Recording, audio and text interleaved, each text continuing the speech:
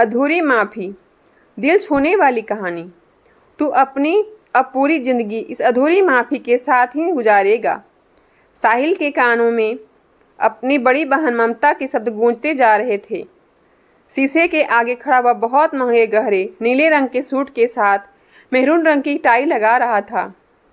पैरों में बहुत महंगे ब्रांडेड जूते पहने साहिल के दिमाग में बहुत कुछ चल रहा था।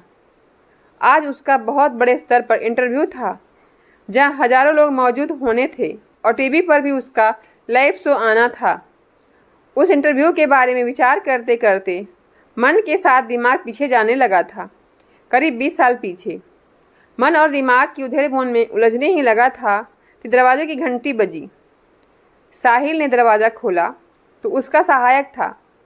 सर, आपको स्टेज पर बुला रहे हैं, सहायक बोला। 2 मिनट तक उसको देखा और ठंडी सांस लेकर साहिल बोला, हाँ आता हूँ। अपने ख्यालों की दुनिया से बाहर निकलकर होटल के कमरे से बाहर आया और चेहरे पर बनावटी मुस्कान लिए स्टेज पर पहुँचा।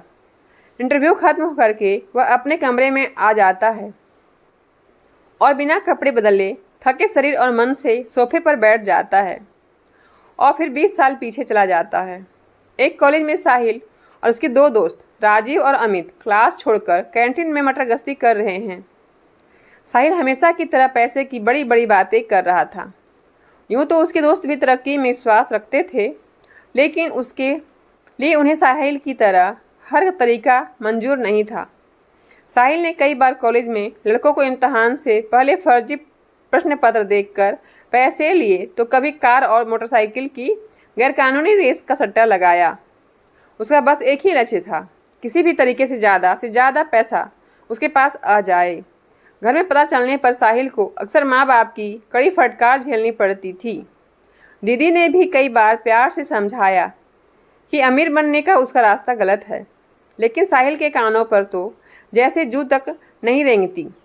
एक दिन साहिल को कहीं से पता चला कि मेहता कंपनी हिंदुस्तान की बड़ी कंपनियों में से एक है। एक अजीब प्रस्ताव निकाला है। उनकी एक डूबते हुए उत्पाद को अगर कोई अपनी समझदारी से मुनाफे में बदल दे, तो वह उस इंसान को अपनी कंपनी का मार्केटिंग हेड बना देंगे। यह पढ़कर साहिल ने मिस्टर अमन मेहता से मिलने के लिए अपना नाम लिखवा दिया। जब वह मिलने गया तो और भी कई लोग वहां बैठे थे। साहिल का नाम आने पर वह मिस्टर मेहता से मिला। अपने चालाक दिमाग से उसने मिस्टर मेहता को अपना आइडिया दिया। मिस्टर मेहता को साहिल की बात पसंद आई। साहिल का तेज दिमाग से 6 महीने में उसने कंपनी को उम्मीद से ज़्यादा फायदा कराया। मिस्टर मेहता ने बहुत खुश होकर साहिल को मार्केटिंग हेड बना दिया, पर साहिल वहाँ डिपार्टमेंट हेड नहीं, कंपनी का मालिक बनने आया था। उसने धीरे धीरे मेहता जी के दिलो दिमाग पर काबू करना शुरू करा और बहुत ही जल्द ऊंचाई चढ़ने लगा। ऑफिस तो क्या, घर में भी सबको उसकी चालाकी समझ आ रही थी, पर मिस्टर मेहता पर ना जाने उसने क्या जादू कर रखा था।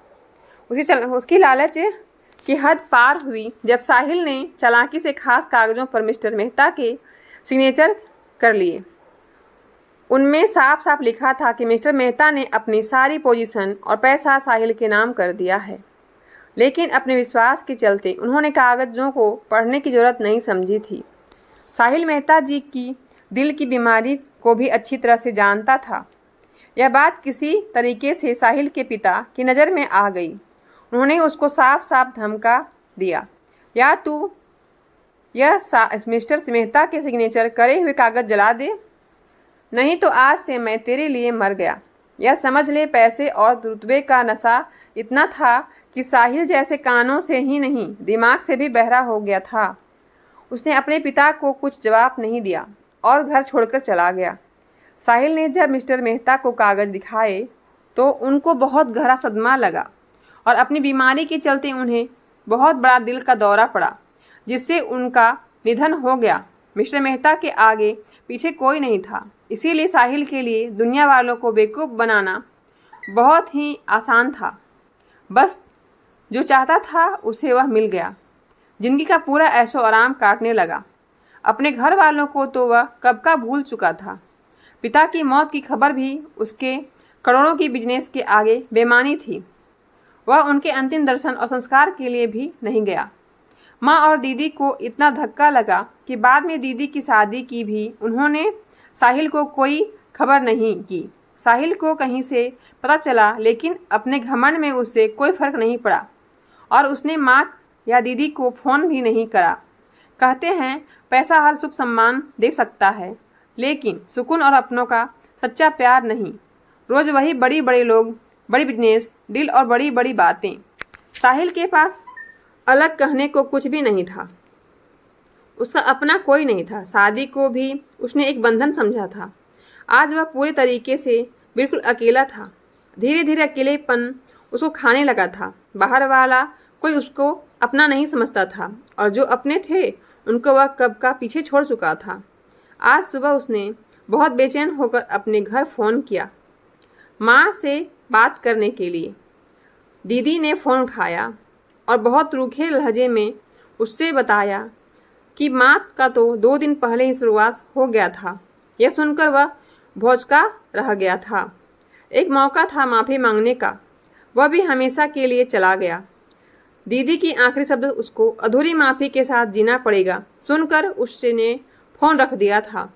जब अपने सोच से बाहर आया तो वह सोफे से उठा और उसने दीदी को फिर से फ़ोन मिलाया माफ़ी मांगने के लिए। दीदी ने फ़ोन उठाया और बस इतना कहा, जिनकी माफ़ी तुझसे मिलनी चाहिए थी वह तो कब के चले गए। और रही बात मेरे लिए तो छोटा सा गुड्डू भैया ही रहेगा। मिस्टर साहिल को मैं नहीं जानती। जब भी गुड्डू का मन मुझसे मिलने को करे वह कभी भी आ सकता है, साहिल नहीं। दीदी की बात सुनकर वह समझ गया कि उसे अब उनकी भी अधूरी माफ़ी के साथ ही जीना पड़ेगा, क्योंकि गुड्डू को तो साहिल एक बड़ा उद्योगपति कब का मार चुका था।